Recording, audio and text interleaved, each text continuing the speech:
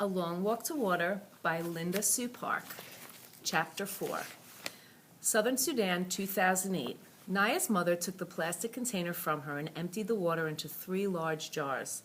She handed Naya a bowl of boiled sorghum meal and poured a little milk over it. Naya sat outside in the shade of the house and ate. When she was done, she took the bowl back inside. Her mother was nursing the baby, Naya's little brother. "Take Akir with you," her mother said, nodding toward Naya's sister. Glancing at her younger sister, Naya did not say what she was thinking, that Akir, who was only 5 years old, was too small and walked too slowly. "She needs to learn," her mother said. Naya nodded. She picked up the plastic container and took Akir by the hand. Home for just long enough to eat, Naya would now make her second trip to the pond and back, to the pond and back, nearly a full day of walking altogether. This was Naya's daily routine 7 months of the year. Daily. Every single day. Southern Sudan, 1985. Salva held his breath as he scanned the faces one by one. Then the air left his lungs and seemed to take all hope with it. Strangers, no one from his family. The old woman came up behind him and greeted the group. "Where are you going?" she asked. A few of the people exchanged uneasy glances. There was no reply. The woman put her hand on Salva's shoulder. "This one is alone. Will you take him with you?" Salva saw doubt on the people's faces. Several men at the front of the group began speaking to each other. "He is a child. He will slow us down."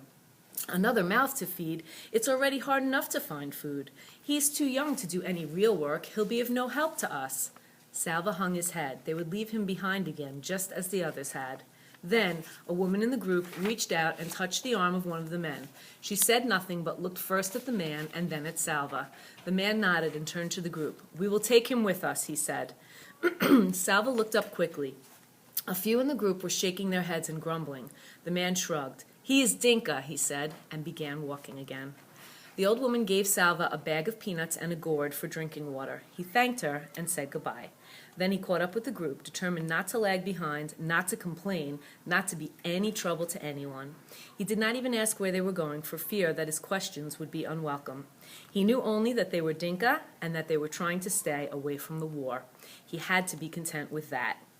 The days became a never-ending walk. Salva's feet kept time with the thoughts in his head, the same words over and over. "Where is my family? Where is my family?" Every day he woke and walked with the group, rested at midday and walked again until dark. They slept on the ground. The terrain changed from scrub to woodland. They walked among stands of stunted trees. There was little to eat, a few fruits here and there, always either unripe or worm-rotten. Salva's peanuts were gone by the end of the 3rd day. After about a week, they were joined by more people, another group of Dinka and several members of a tribe called the Jerkal. Men and women, boys and girls, old and young, walking, walking, walking to nowhere. Salva had never been so hungry. He stumbled along, somehow moving 1 foot ahead of the other, not noticing the ground he walked on or the forest around him or the light in the sky. Nothing was real except his hunger, once a hollow in his stomach, but now a deep buzzing pain in every part of him. Usually he walked among the Dinka, but today, shuffling along in a daze, he found he had fallen a little behind. Walking next to him was a young man from the Jerkal. Salva didn't know much about him, except that his name was Buksa. As they walked along, Buksa slowed down. Salva wondered sluggishly if they shouldn't try to keep up a bit better. Just then, Buksa stopped walking. Salva stopped too. But he was too weak and hungry to ask why they were standing still. Buksa cocked his head and furrowed his brow, listening. They stood motionless for several moments. Salva could hear the noise of the rest of the group ahead of them, a few faint voices, birds calling somewhere in the trees. He strained his ears. What was it? Jet planes? Bombs? Was the gunfire getting closer instead of farther away? Salva's fear began to grow until it was even stronger than his hunger. Then, a slow smile spread over Buksa's face. "There, you hear?" Salva frowned and shook his head. "Yes, there it is. Again, come." Buksa began walking very quickly. Salva struggled to keep up. Twice, Buksa paused to listen, then kept going even faster. "What?" Salva started to ask. Buksa stopped abruptly in front of a very large tree. "Yes," he said. "Now go call the others." By now, Salva had caught the feeling of excitement.